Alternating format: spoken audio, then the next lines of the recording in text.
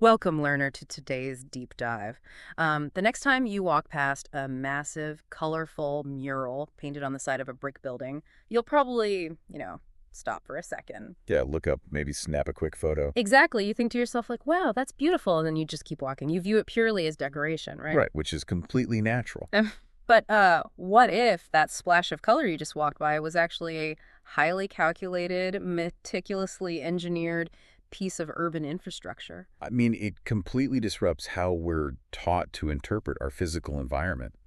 Like, we are conditioned from a very young age to separate art from utility. Oh, for sure. We think of, asphalt, sewer lines, traffic lights, that's infrastructure. Mm, And paintings, well, those are just meant for galleries. right. But when you look at the hidden mechanics of a modern, functioning city, that distinction just completely collapses. Mhm. A mural is basically a tool, and it's doing heavy lifting for the neighborhood around it. It's wild to think about it that way. And that is exactly what today's deep dive is all about. We are exploring a stack of sources detailing the City of Montreal's mural art program. Yeah. Specifically, we're focusing on what is happening right now in the Mercier Hochelaga Maisonneuve borough. Let's just call it SHM to keep things moving. Good call. MHM is this historically working class, heavily industrial neighborhood, right? For decades, it was defined by factories, textile mills, just massive windowless brick warehouses, A lot of blank concrete. tons of it. But today, the borough is actively transforming those blank blind walls into this incredible open-air gallery. They're using public art as a strategic lever for real estate regeneration and, like, social cohesion. Yeah, it's really ambitious. Okay, let's unpack this, because pivoting from the aesthetic beauty of a painted wall to the hardcore urban planning behind it, it requires looking at the actual mechanics of the street. It does. And I want to set the tone here because this deep dive isn't just an art critique. Yeah. It's an exploration of urban mechanics that directly impacts you. Whether you're an urban developer, a local business owner looking at foot traffic data, or just someone who wants to feel safe walking home at night, these murals are deployed to solve specific geographical and economic problems. Right. And to understand how a painting solves a geographic problem, we first have to, well, follow the money. Always. We have to look at the budget. So the recent and upcoming creations in MHM fall under what the City of Montreal calls Stream 2 of their mural art program. Stream 2, right, because Stream 1 is, Stream 1 is basically for those massive, high-profile downtown projects. right, the really flashy ones. Exactly. While Stream 2 is hyper-focused on neighborhood revitalization, and it's managed by the city's culture department, but they act in collaboration with the MHM borough, local private partners, community organizations, all of that. And the financial framework here is, it's highly strategic. The City of Montreal subsidizes up to 75% of the eligible costs for these Stream 2 projects. But there's a cap, right? Yeah, they strictly cap their contribution at $49,000 per mural. So the total budget envelope for a single project ultimately runs between $30,000 and $60,000 once private partners chip in. Which, I'll be honest, I read that $60,000 figure in the sources and initially thought, wow, that sounds incredibly steep for some acrylic paint on a brick wall. It sounds like a lot for paint, yeah. But the breakdown in our sources reveals a lot about the logistics of urban art. That budget covers the artist's professional fees, the rental of heavy hydraulic lifts. Which are not cheap. Not at all. Plus, the massive amount of surface preparation required to stabilize century-old industrial masonry. You can't just paint over crumbling brick. Exactly, you have to prep the canvas. But for me, the single most fascinating line item in that budget is the specialized anti-graffiti protective coating that they apply at the very end. Oh man, this blew my mind. Right. What's fascinating here is how that clear chemical coating fundamentally alters the economics of property maintenance. Unsolicited tagging and graffiti are massive financial drains on property owners and municipalities. Huge drain. The lifetime cleaning costs for a prime corner building can be just astronomical. But that coating creates a non-porous polymer barrier over the mural. Right, so the solvent in a vandal's spray paint cannot chemically bind to the pores of the brick. The tag literally just sits suspended on top of the clear coat. Exactly. Which means a municipal worker or even the building owner can come by the next morning with a hot pressure washer and literally melt the tag off in like 5 minutes. 5 minutes, yeah, without damaging the mural underneath at all. It's brilliant. And that chemical reality creates a profound psychological deterrent. Think about it. Tagging inherently involves risk, right? Yeah, you could get caught. Right. So if a tagger knows their piece is going to be erased in 12 hours with zero effort by the building owner, that wall loses its value as a canvas. Which totally explains that staggering metric from our sources. A painted, well-maintained wall with this coating records a drop in unsolicited graffiti of up to 80%. 80%. That's massive. I mean, think about a blank concrete wall near your own apartment that constantly gets tagged. The city is essentially using a respected, high-quality mural as an urban immune system. I love that analogy. By intentionally injecting this big piece of art into the environment, they inoculate the property against vandalism, and it turns a $49,000 municipal grant into massive long-term savings for the property owner. Yeah. And if we connect this to the bigger picture, we move from just saving money on maintenance to actively generating revenue for the neighborhood. Okay, how so? Well, urban planners rely heavily on a concept called transit-oriented development, or TOD. Right, TOD. The core philosophy of TOD is creating dense, walkable, mixed-use spaces near public transit nodes. But for a space to be genuinely walkable, it has to offer visual friction. Visual friction. I want to emphasize that term. Meaning, like, if a pedestrian is walking down a long street in Montreal and they're flanked by, say, 200 feet of blank, windowless factory walls. It feels like a wind tunnel of boredom. Exactly. They put their heads down and walk as fast as humanly possible to get through it. Right, and that is the exact opposite of what local businesses want. A massive, vibrant mural introduces that visual friction.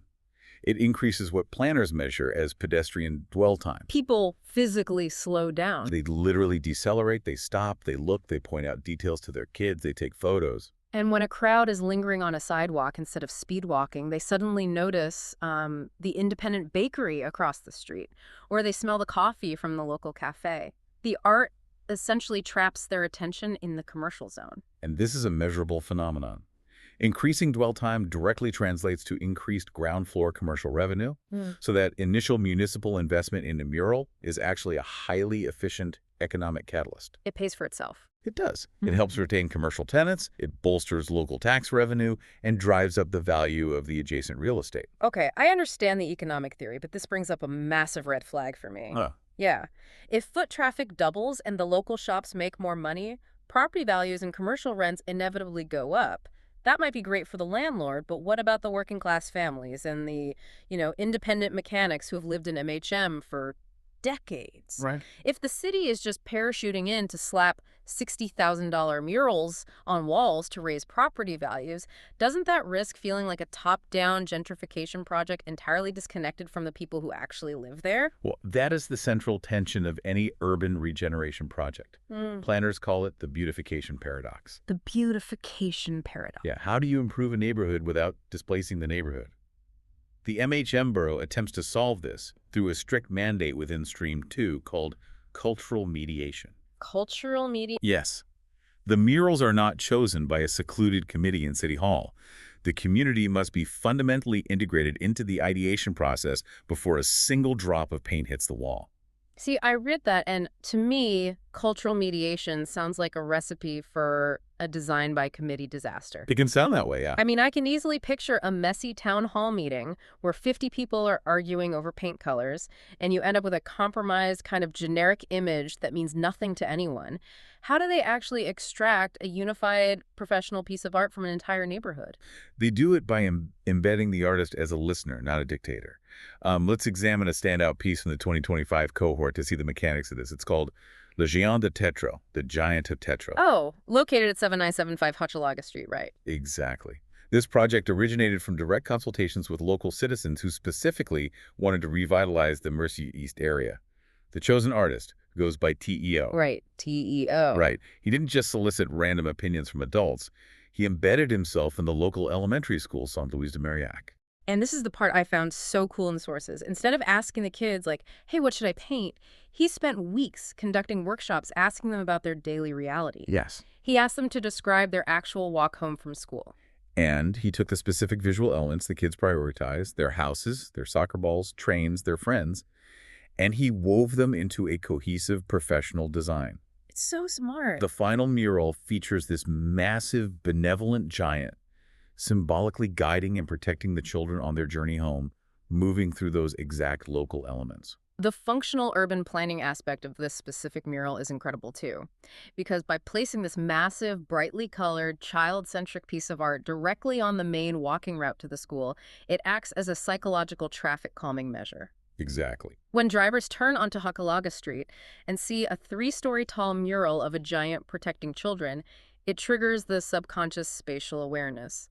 The environment visually signals, hey, you are entering a pedestrian priority zone, and drivers instinctively take their foot off the gas. They don't even realize they're doing it. It literally secures the school route using paint instead of, installing expensive concrete speed bumps. It secures the physical route, but it also secures the psychological well-being of the youth.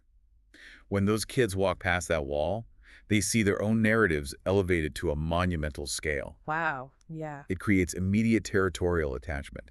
It builds a profound sense of civic pride, which, if you look at the research, is a key metric in preventing social dropout in working-class areas. That concept of territorial attachment shows up brilliantly in another piece from the 2025 cohort, the one located right across from the Saint Clément School. By the illustrator Tyler Campo. Yes. It's titled À la découverte du monde avec Niels Holgersson.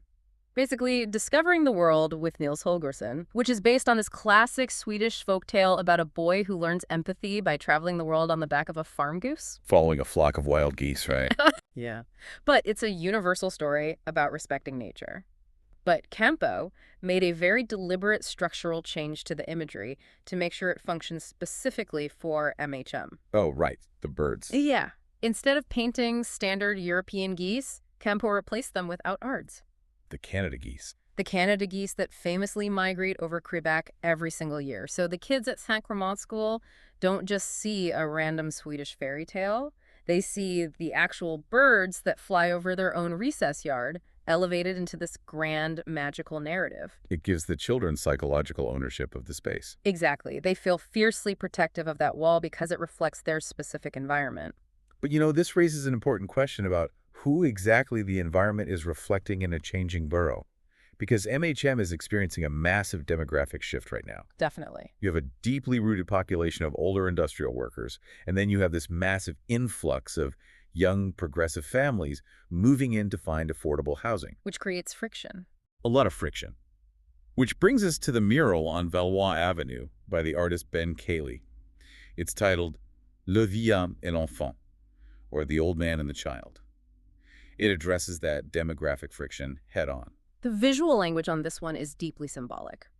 The mural depicts a weathered, older man like a pappy figure carrying a young child on his shoulders. Right, and the old man represents the industrial memory, right? The blue-collar stability, the long-time roots of the Hochelaga area. He's acting as the foundation. Literally transferring his strength to the child, who is surrounded by these dynamic, playful visual elements like paper airplanes and blooming flowers. It is a perfect visual representation of passing the torch. Instead of the new residents coming in and erasing the old neighborhood, the art frames the industrial past as the supportive foundation for the neighborhood's future. It bridges the generational divide. And it builds social cohesion without requiring a single messy town hall meeting. And because these works are so deeply anchored in local storytelling, they possess this authenticity that transcends the neighborhood.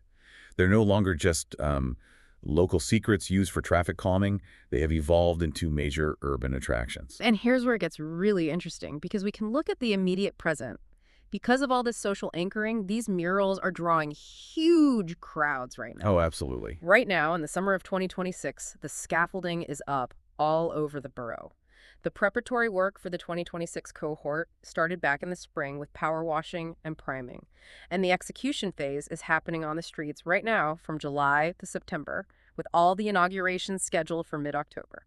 The logistics of coordinating this across an active city grid are just immense. I mean, artists and community organizations submitted their dossiers back in February, and now we are seeing the strategic placement of these new works. Like what? Take the massive new piece going up at 1410 Bennett Avenue. It's titled Voyage Collective by the renowned artist Jason Botkin. The location of Botkin's piece is a total masterclass in urban wayfinding, because Bennett Avenue is not just a random side street. It is a highly strategic transit axis that connects dense residential zones directly to major transportation routes. Right, and planners utilize large-scale art on transit axes to absorb commuter flow. When you have thousands of people moving in and out of a neighborhood daily, A distinct, monumental piece of art acts as a landmark. Like a beacon. Basically, yeah. Yeah. It helps pedestrians and cyclists orient themselves on the grid subconsciously. It anchors the transit experience. There's another major addition happening right now at 1955 Vieux Street titled Poème Mural pour Moïse. And these new 2026 pieces are joining an already incredibly dense open-air gallery. So dense. MHM already features massive works from collectives like A-Shop, who did Le Cycliste Hochelaga, and artist Kevin Lido's homage to M. Routhier. There is an entire curated series on Promenade, Ontario, honoring working-class and cultural figures. And the compounding effect of this density is fundamentally altering the macroeconomic ecosystem of the borough. Okay, let's look at the numbers. When you cluster this much high-quality, culturally significant art in a walkable grid, you invent a tourism sector out of thin air. Our sources estimate that over 25,000 visitors and residents now walk these specific pedestrian circuits in MHM annually. That is wild. 25,000 people walking through a formerly industrial neighborhood, specifically to look at the sides of buildings. That is literally the population of a small city migrating through these streets every summer and fall. And they don't just look right, they consume. This infrastructure has been formally integrated into self-guided audio excursions, urban discovery podcasts, guided walking tours. And those 25,000 visitors need to buy lunch. Exactly. They buy coffee, they shop at the independent boutiques along Promenade, Ontario and St. Catherine Street East. The cultural investment acts as an economic funnel, drawing outside capital directly into the cash registers of local merchants who otherwise would rely strictly on neighborhood regulars. So what does this all mean when you zoom out and look at the entire machinery of the Montreal Mural art program in the MHM borough? It shifts your perspective on what a city can be. It really does. Because the next time you walk past a massive mural, you shouldn't just see a pretty painting. You are looking at a hard-working, multi-tool piece of urban infrastructure. A literal tool. You're looking at a clear chemical coating that acts as an urban immune system against vandalism.